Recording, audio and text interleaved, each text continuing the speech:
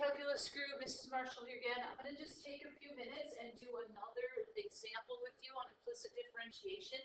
Although this one is pretty similar to the ones that we did yesterday, I added up a follow-up question here, and I'm going to just do a couple examples of that. So hopefully you've had a day for things to soak in a little bit. Maybe you've given a try to one of the two implicit differentiation worksheets and started to look at that piece of it. Definitely you have a few problems on the one implicit differentiation that has more than just power rules. So one of the examples today I'm going to bring in as well is some trigonometry so that you have a visual of that part. But I'm hoping that you've at least had an idea of trying to attempt to do some of that work. Okay, so this example that we have at the top, a lot like yesterday's, x squared minus 2xy plus 4y squared equals 52. And our first task here in part A is to write an expression for the slope of the curve at any point xy. So that means that since I'm looking for an expression for slope, I'm looking for a derivative. So I'm just going to rewrite that equation here so I've got some space. And we're going to repeat our process from yesterday. So the derivative of the first term is 2x. Now our second term here, we need to use product. So the derivative of the first is minus 2 times the second, and then plus the first times the derivative of the second. And then we move to this third term up here, the last one on the left side of the equation. So the derivative of that is going to be 8y dy dx. And the derivative of 52 is again 0. Okay, so here are the derivative pieces. So remember, of course, that first term first. These middle two terms here are because of the product rule. And then we have the 8y. All right, I'm going to take a moment here and get the actual dy dx by itself. So I'm going to move these two first terms over to the other side since they are not dy dx terms. So I have minus 2x dy dx plus 8y dy dx, and that's going to equal, I have a negative 2x because I subtracted, and then plus 2y for adding that. And then I'm going to factor out that dy dx, which leaves me with negative 2x plus 8y, and then divide. So my final expression for the slope is going to be dy dx equals negative 2x plus 2y divided by negative 2x plus 8y. Remember, we cannot cancel those negative 2x's. Okay, they are terms, not factors, so we're going to be leaving it looking like that. I absolutely can divide everything by 2. So if it would simplify things out a little bit, I would divide all parts by 2 and maybe use this particular expression also. So I could have done that from the start early on, like back up here when I noticed everything was divisible by 2. Here, anywhere along the lines, I could have done that. But I was following out with implicit, and here at the end, okay, I can use that. And that certainly might help us out as we look to our next piece here in part B, to use the more simplified version. So part B says find the equations. Notice that is plural. Find the equations of the tangent lines to the curve at x equals 2. Okay, so now when we know x equals 2, okay, that's great. However, we also notice that up here in the derivative, I need to know what y's are as well as x's. So we've always done for equations of tangent lines, we need to know the point and the slope, the point and the slope. Well, in this case, okay, we have to have 2 points and 2 slopes, but in order for me to do that, I'm going to first have to figure out what the y values are that go with this particular x equals 2. And then once I know those y values, I can plug them into the derivatives to figure out what, in fact, my slopes are. This is kind of a lot of steps, so make sure that you're following with. So I'm going to go back up to my original equation. So just like any other time we've done this, we go back to the original here or up in the directions, and we've got to figure out what the y is. Now normally when we plug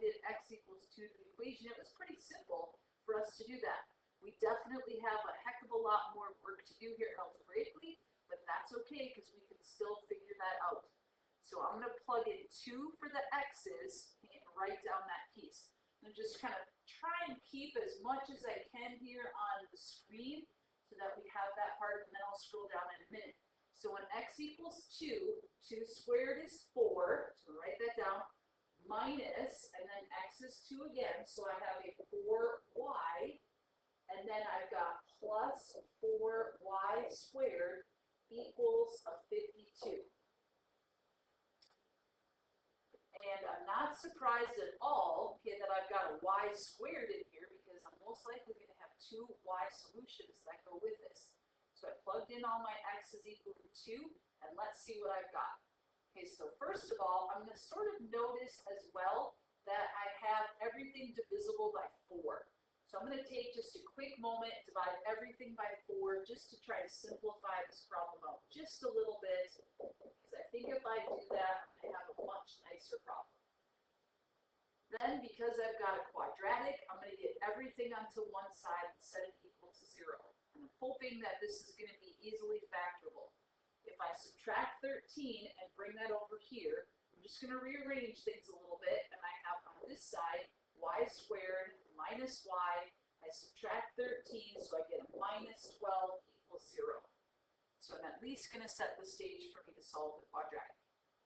And then when I go ahead and do that, I notice I've got something factorable here. And I'm going to go with a y and a y, a negative 4 and a positive 3, multiply to negative 12, add to negative 1.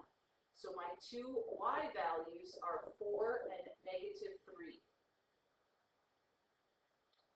And with that information, then I know that these are the points that I'm going to be using. I have the point 2, 4, and the point 2, negative 3. And then what I'm going to do with those particular pieces is, now that I have the points, I need to plug them up into the derivative in order to find my slopes for each of those. Okay, and I think, if it's okay, I'm going to just plug things in mentally and figure out a solution set. And I'm going to go ahead and use that simplified version just above. I'm going to scroll a little bit here since I know my recording piece is in front of that. Okay, but I'm going to plug in my 2, 4 point right up here, okay, as we have this spot there, into the derivative and determine what my slope is.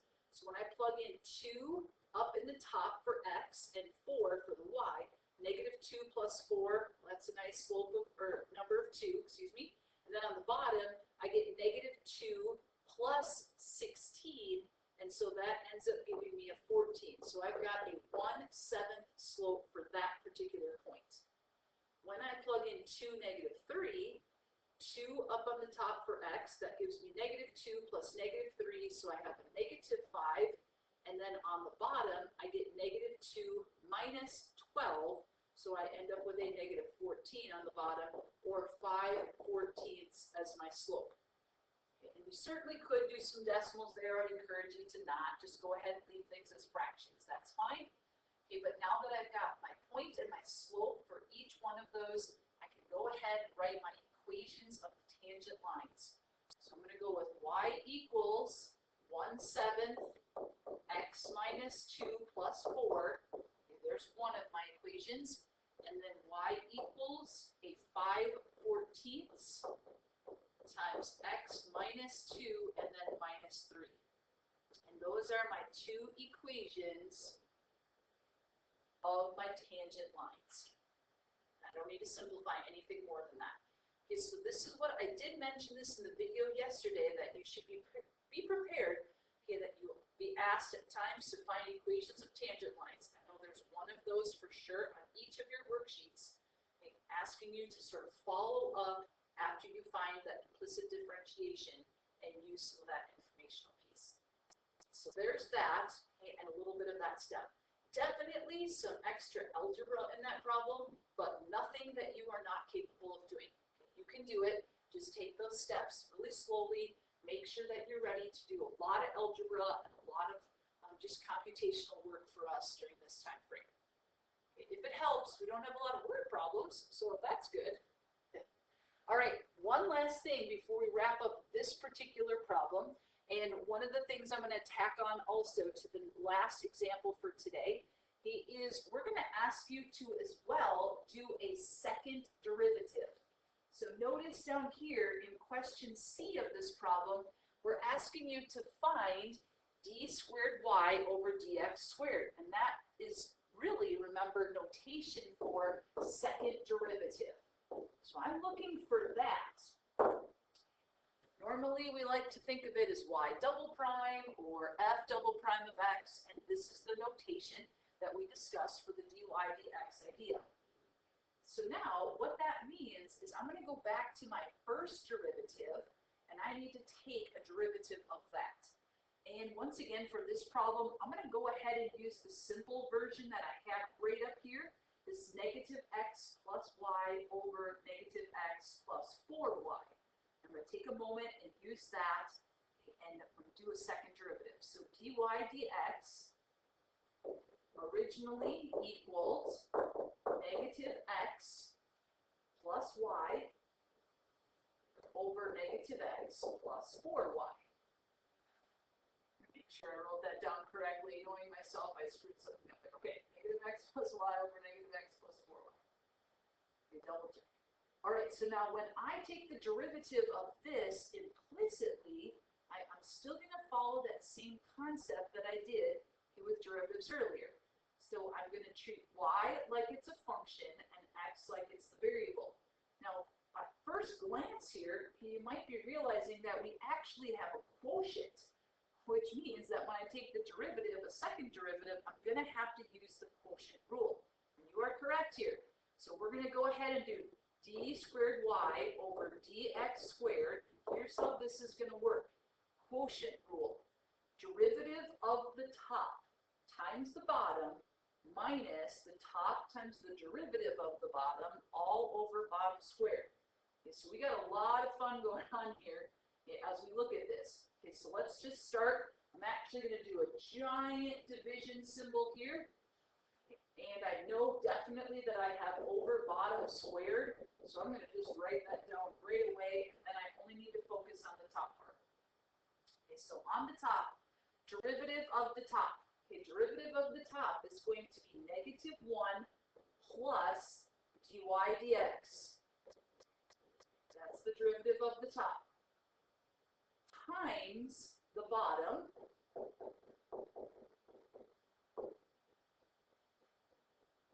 Minus the top times the derivative of the bottom. Derivative of the bottom, negative 1 plus 4 dy dx.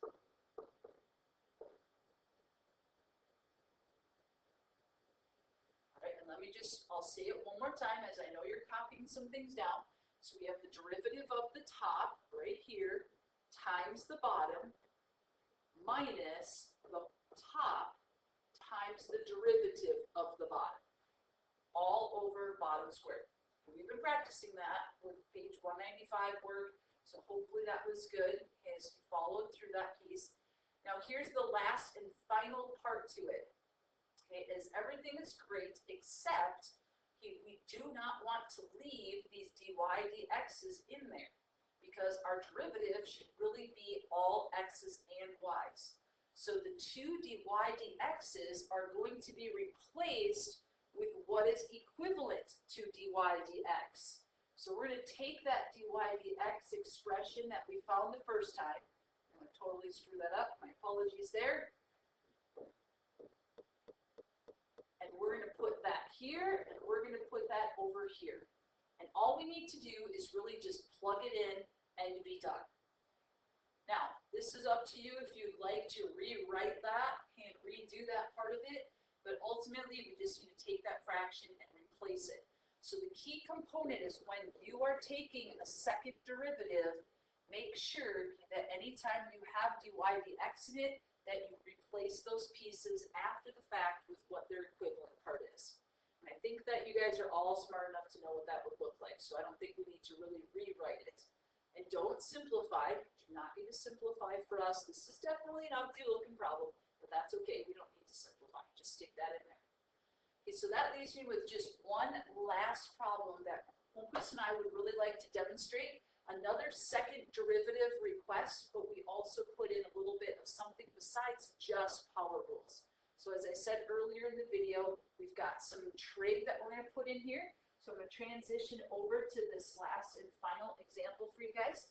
And here is our request, is for you to find the second derivative for this implicit differentiation equation. So what we're going to do is the first derivative. All right, remember, y is a function. So right now, this first term that you have here is the cosine of some gut.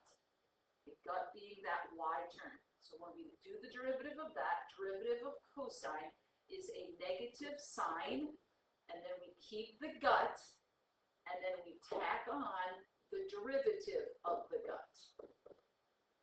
So derivative of cosine, negative sine of y, times dy dx. Remember, if we take the derivative of anything that's a y, there should be a dy dx there.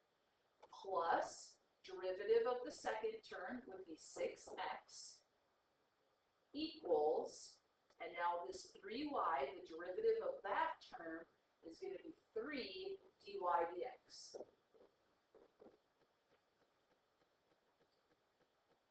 All right, let that soak in for a second here as you're copying some things down. Each separate term. We have, kind of like before, two terms that have dy dx in them, and one term that does not. So we want to put the dy dx's together on the same side. I think the easiest route here is we're going to add the sine y term over to the other side.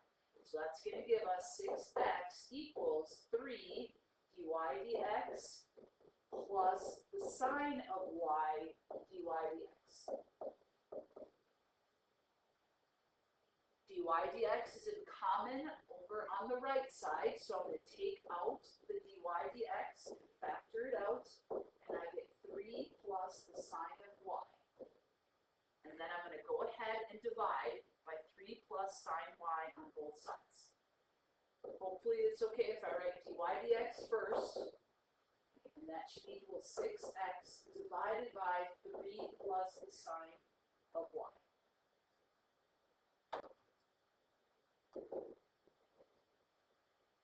All right, that's my first derivative, and now I'm ready for a second derivative. And I've set the stage here for dy dx equals. I also have a quotient, which is not uncommon, just like that last problem we did. So I'm going to go ahead and use the quotient rule. So the second derivative of y in respect to x equals derivative of the top, 6, times the bottom, minus the top times the derivative of the bottom. And the derivative of the bottom is only cosine y, but then we'll have to tackle on dy dx. Again, derivative of top times bottom minus top times the derivative of the bottom, all over the bottom squared.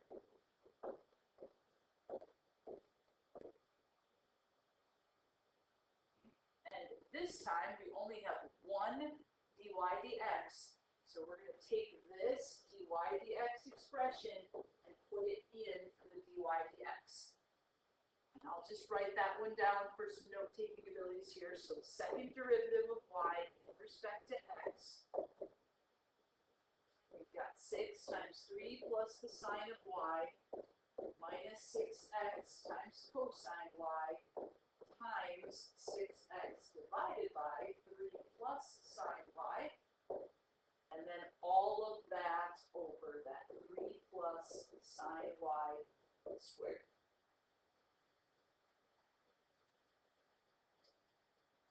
All right, as always, definitely a not so pretty looking answer, but we followed all good calculus rules to get that answer there. So we're added today into the mix just a little bit of an extension, writing some equations of tangent lines. You'll need to, in most cases, find the x and the y's. Be prepared to have more than one pair that you need to look at. Use that derivative to find your slopes. and then writing equations of lines. And then in addition today, we did second derivative. So once you get the first derivative, do the second one, follow all derivative rules. But anytime there's a dy dx in there, you need to replace that with the original dy dx expression for the second derivative. All right, group, you've got this. Okay, go ahead and finish up where you left off with implicit differentiation worksheets. Okay, do as much as you can there and bring questions to the table next week. All right? Thanks, everyone. Have a great day.